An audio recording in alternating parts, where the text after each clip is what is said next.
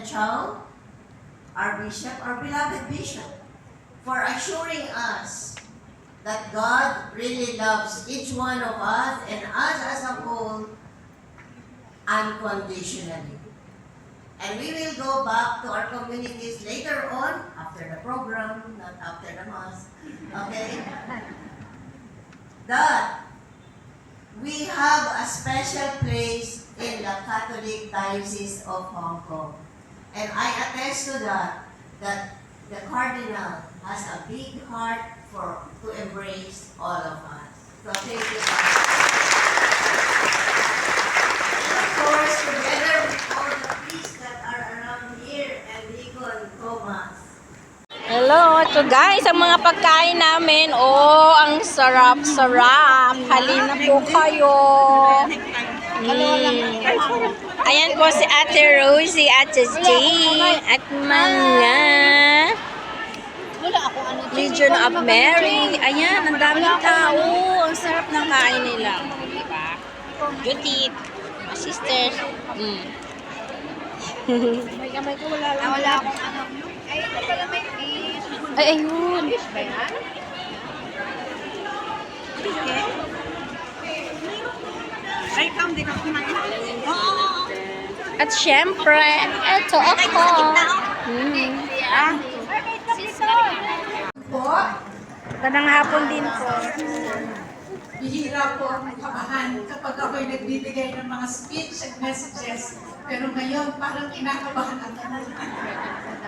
Okay, my apology to non-Filipino speaking guests because I might be inserting some Tagalog phrases, Tagalog words, because there are sentiments that can be best described, that can be best expressed in our native language. But I try to be more faithful to the speech that I have written. Okay. So good afternoon again. Good afternoon, sister. We gathered today to celebrate a remarkable milestone. 25 years of faithful service by Simpayanan. What is Kampi again? Okay, wait. I want you to recite the full meaning of Kampi in chorus. Okay, 1, 2, 3. Kampi! Ano daw? Wala, hindi sabay-sabay. Kapisanan ng mga migrante, manggagawang Pilipino ng Hong Kong. Okay, very good. It is a time for gratitude, reflection, and hope. A moment to honor the incredible journey we have shared as a community of believers, committed to walking alongside our migrant workers, migrant brothers and sisters. This ministry has become a beacon of hope and love, reminding us that we are all part of God's family, no matter where we come from or where we meet.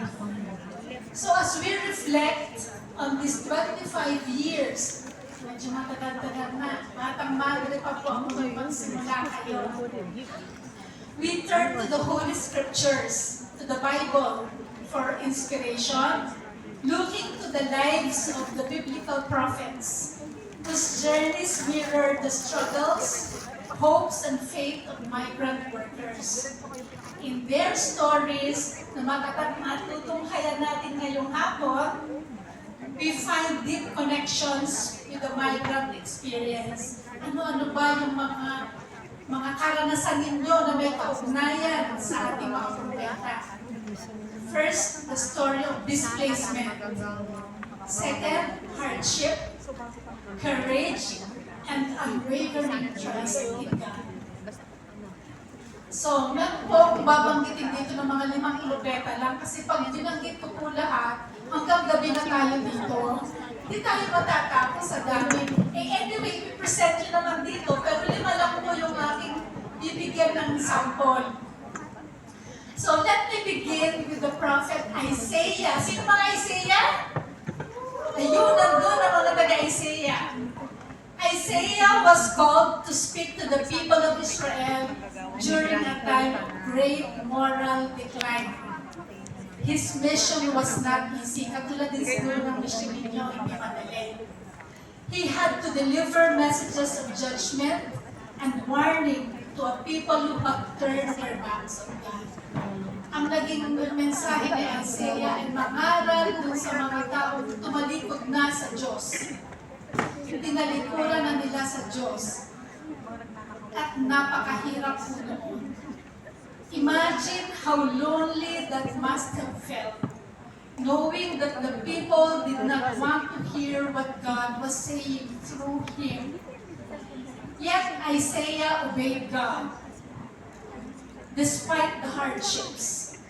His vision of hope and restoration became one of the most profound in Scripture, as he foretold the coming of the Messiah, a Savior who would save the people and who would bring peace and salvation to all. Like Isaiah, we too are often placed in the difficult situations. Siguro, in jobs that where we feel unappreciated, or in cultures where we feel misunderstood.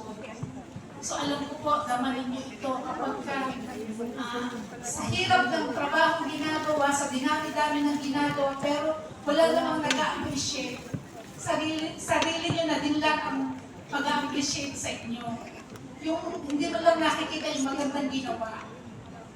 Or ang dami niyo nang ginawa pero parang hindi naman kayo naiintindihan kasi iba naman ang kultura dito kaysa sa kultura sa atin. Di ba? Ganun din ang naranasan ng Prophet Isaiah.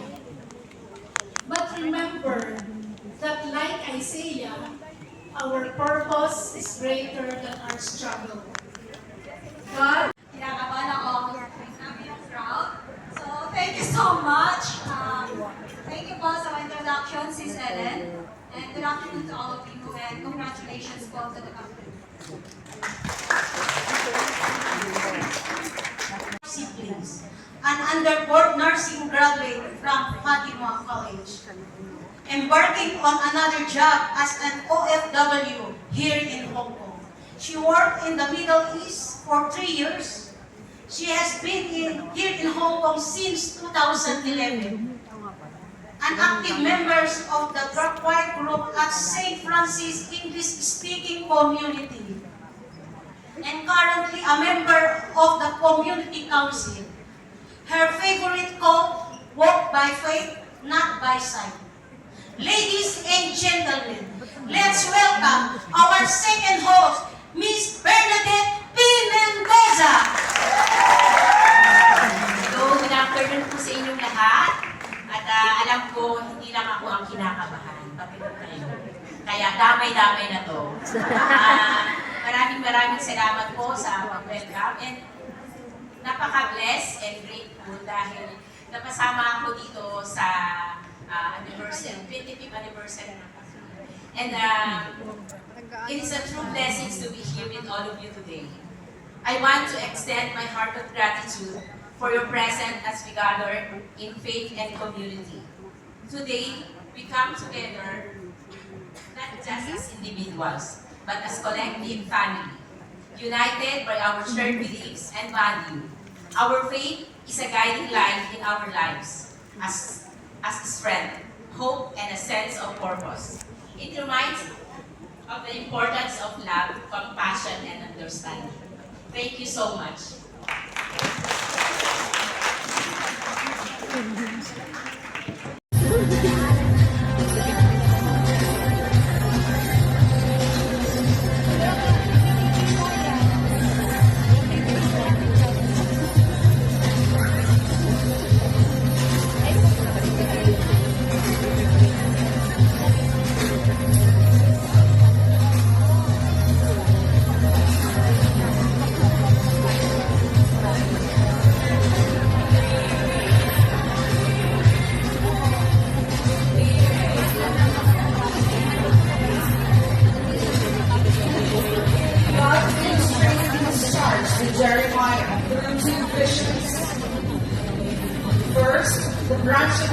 bloom apple tree that signaled the spring. Jeremiah's message would awaken the fulfillment of the judgment God promised. Second, avoid the common path tilting toward victory. This symbolized the coming invasion from northern enemy, Babylon.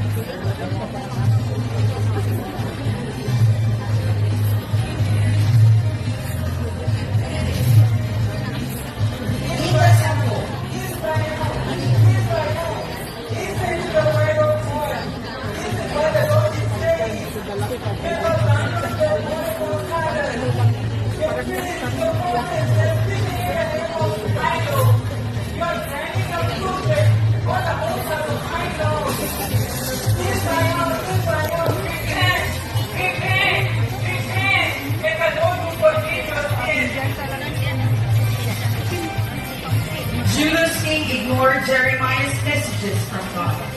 King Jehoiakim burned a scroll on which Aaron recorded Jeremiah's dictated warnings.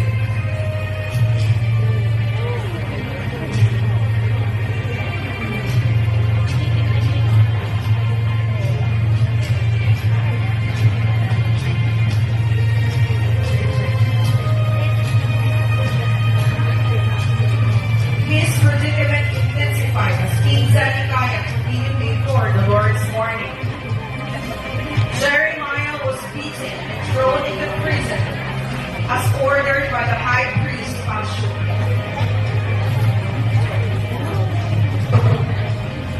He was also thrown into the muddy cistern, a pear-shaped pit to collect water. He was left there to starve to death.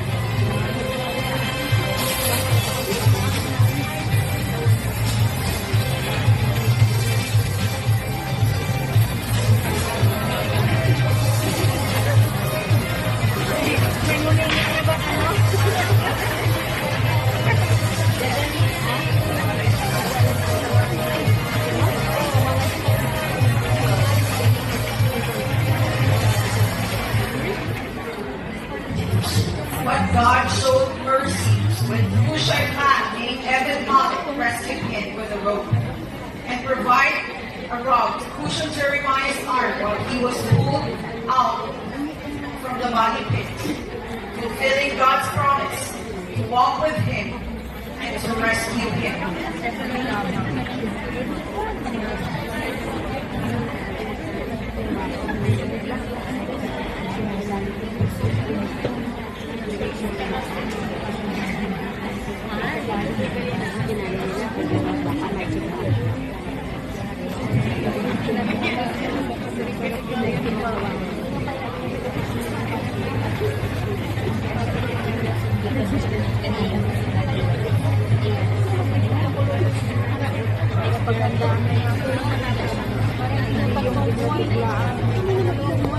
King Zedekiah rebelled against the king of Babylon.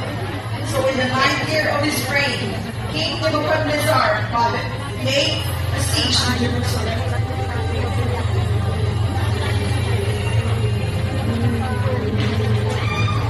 King Zedekiah tried to flee, but he was caught in the blaze of Jericho.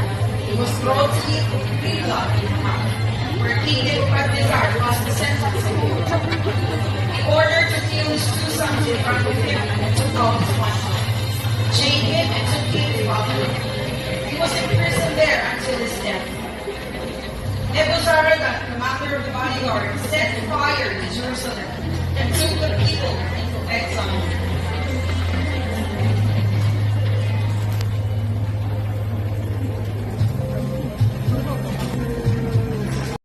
Is one of the oldest cities in the Middle East, with a history in the ancient Greek and Roman empires. It was one of the affluent and trade center cities in ancient times. Was known originally as Nineveh. The city was full of abominable acts. These include idolatries,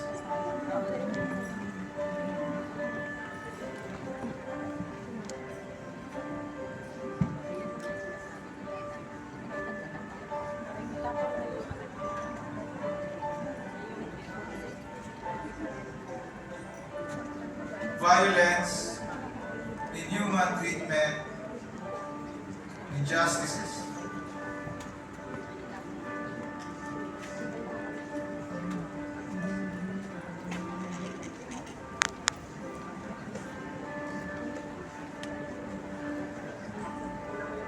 Vices,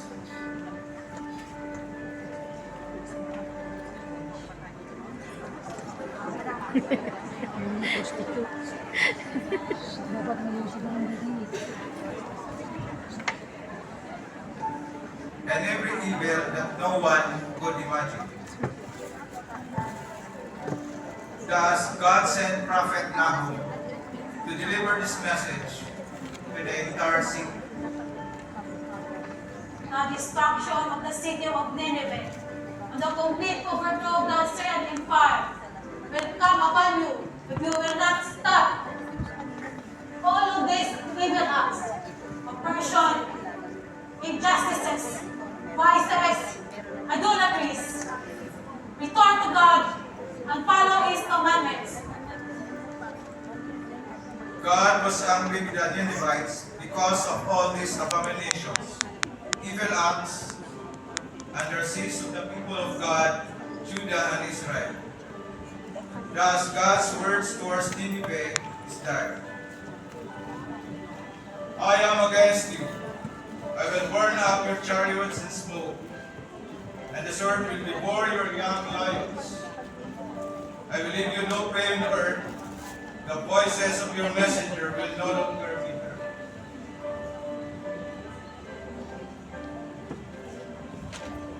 God warned his people previously and had given them chance. Yet, this time it must end. Lord, in the midst of all the wicked, there are still good and faithful people.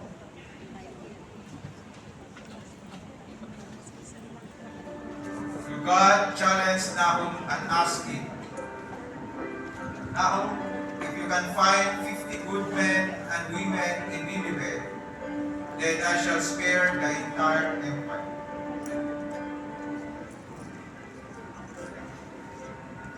Thus Nahum set out and started looking for 50 good men and women. Come with me. Return to God.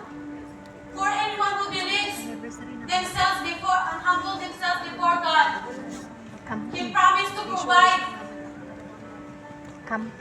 refuge in the last day.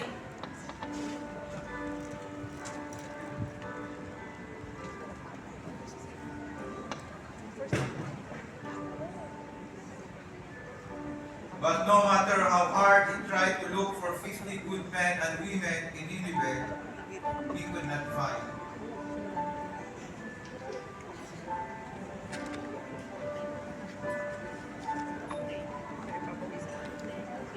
Therefore, Nineveh city was sacked and burned by the allied forces of the Persians, Medes, Babylonians, and others who then divided the region between them.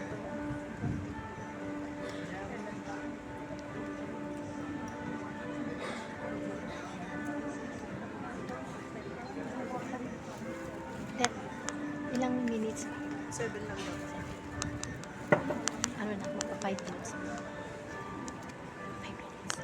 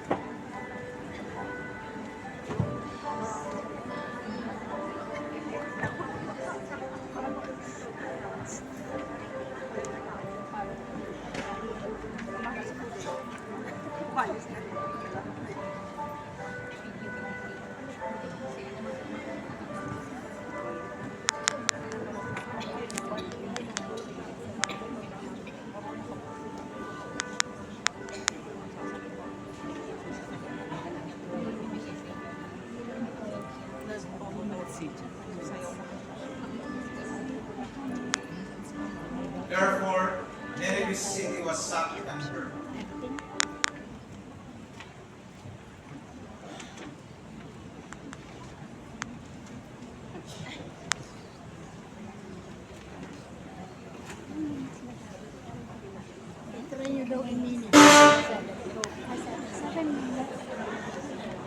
Obadiah. Let's give them a round of applause.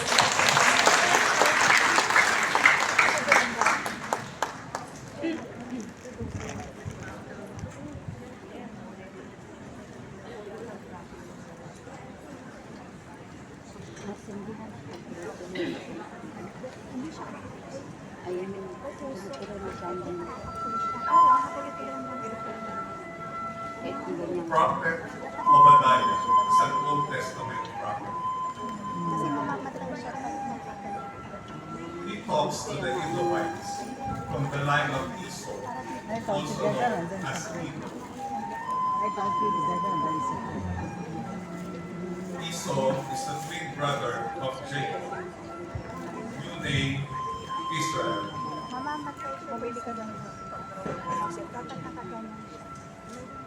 In the beginning, the two had good relations.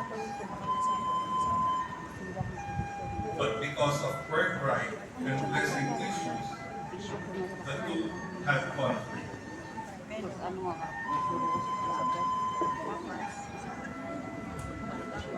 Conflict passed on for generations. When Babylonians conquered the Israelites, the Edomites were proud. They did not help the Israelites. There were more chaos and war.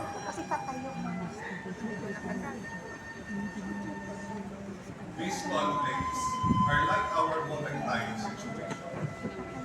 For example, husband and wife. In the beginning, they are okay. But because of sin, adultery, and vices, there are broken relationships and arguments.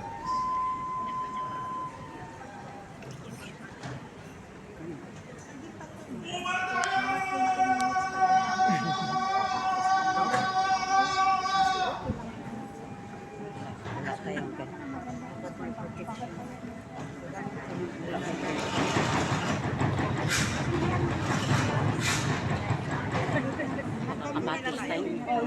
Bagong tawagin.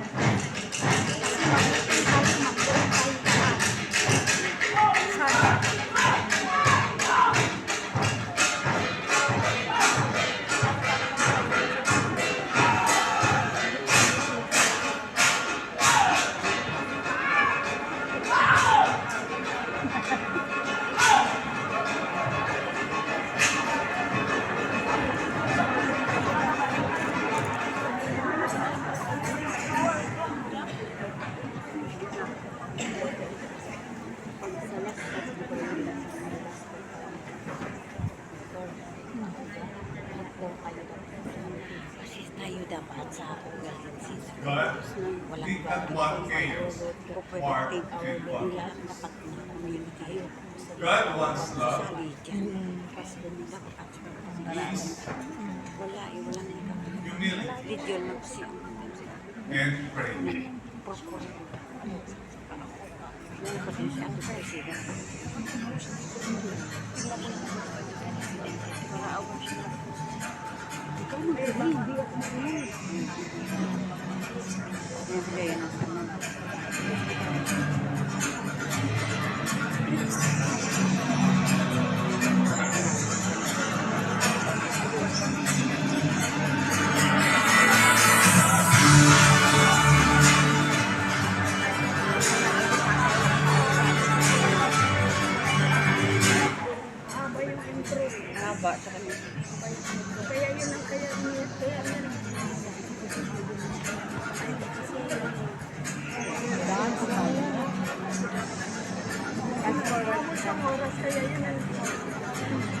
Yun o, mahaba na yung oras.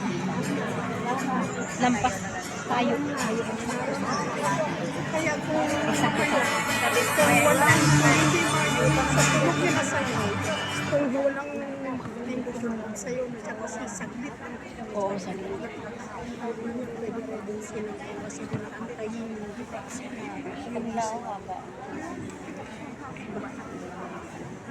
Hindi nga ako makikita, hindi ko siya masasabi.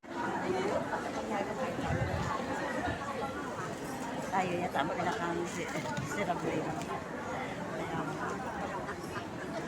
Hindi naman, te. Huwag mo sabihin na tumawa. Lahat tayo na effort. Dala lang yung kanya sa akin. Ano sa'yo? Grabe ang effort. Destroyed Assyria and became very powerful. He plundered Israel. Habakkuk was the first prophet who dared to call God to account. He asked boldly, "Why does the Lord allow injustice to triumph? Why, when He punishes one person, does He replace him with someone worse? Lord, Certificate of appreciation. Certificate of appreciation is hereby awarded to Apostleship of Prayer Group. Any representative? Yan. isa ka lang po, sis. Sasamahan kita. To be awarded by Sis Imelda for their invaluable services and contributions to Simple and Catholic Hong Kong as it celebrates its 25th anniversary with the theme God talks to His people through the prophets, given on 18th September 2024 at Holy Family Parish.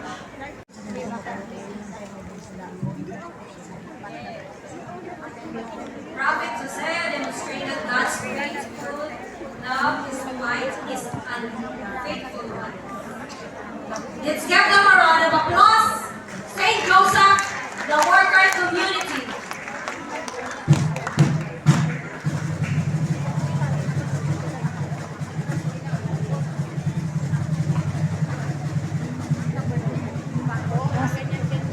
St. Joseph.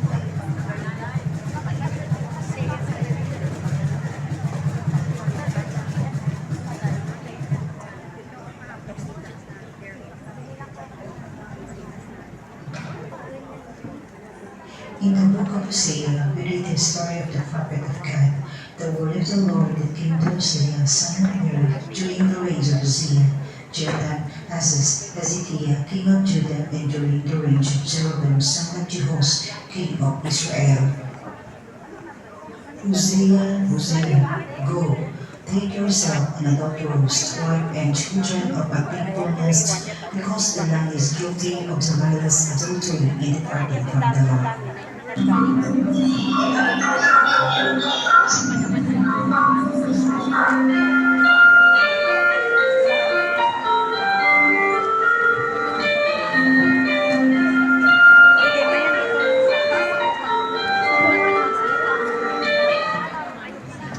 him Jezreel, because I will soon banish the house of Judah from the massacre of Jezreel, and I will put an end to the kingdom of Israel.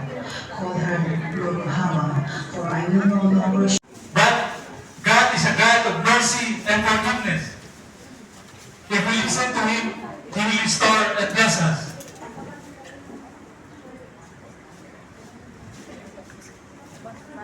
You are a prophet of God. We cannot ignore your word. We must consider it very carefully. It is not I who have done this. And forgiveness. He will restore if we listen to us.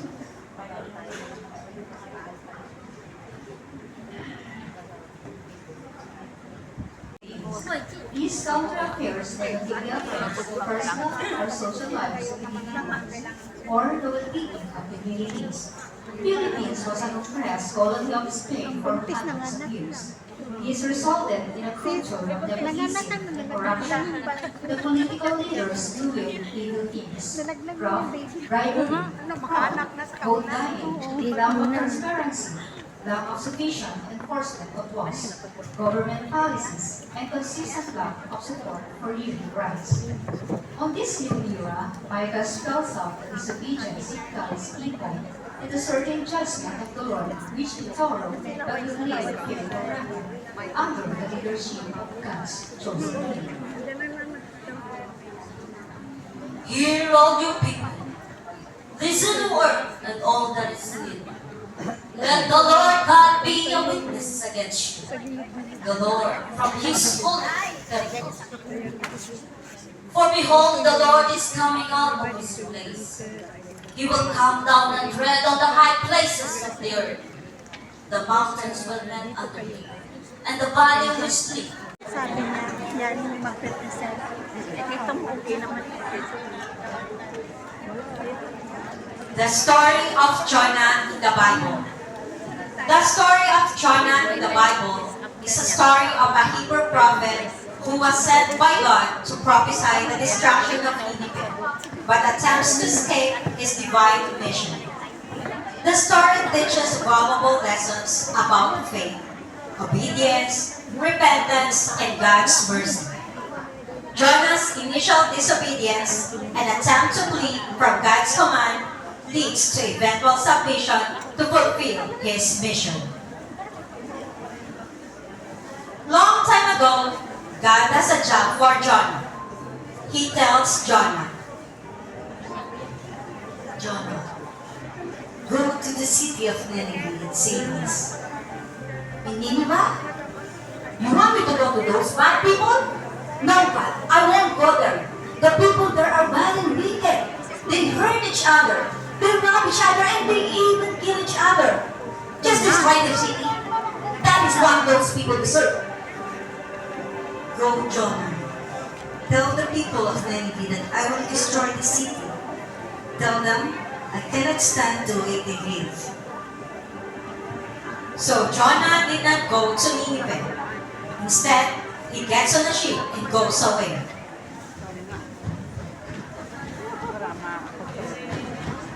Is this your ship? It's my ship. I'm going to Tarshish. We are ready to go. Get ready, man. Row, row, row.